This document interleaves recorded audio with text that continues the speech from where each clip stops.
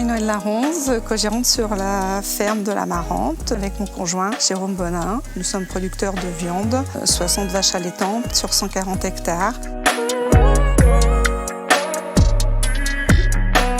C'est une ferme familiale et quand nous l'avons reprise, donc elle était en agriculture biologique et pour nous c'était une évidence parce que l'agriculture biologique pour nous est le mode agricole qui devrait prédominer partout dans le monde, mais en tout cas en France.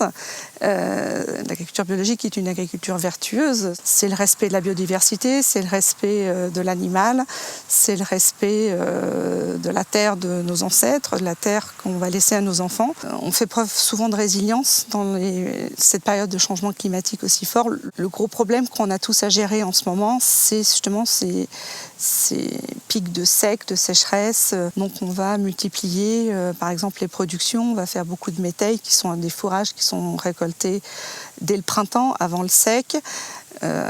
Ça nous oblige à être de plus en plus performants sur notre production de céréales pour nourrir le troupeau.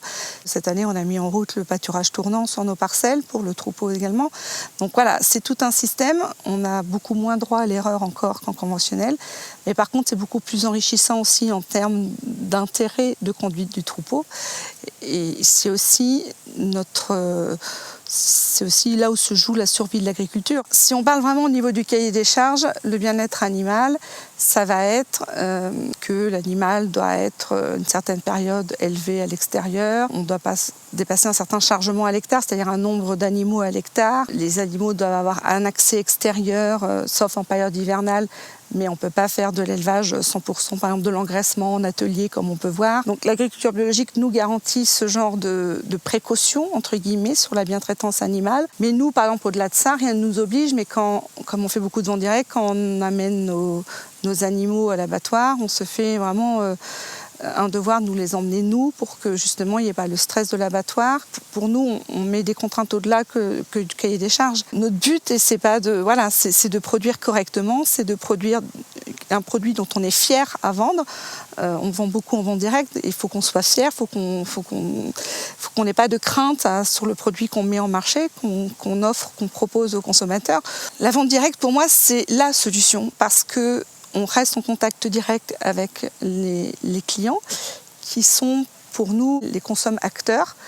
Ils sont aussi acteurs de leur consommation, acteurs de leur acte d'achat. Ils donnent aussi une direction à la production agricole française.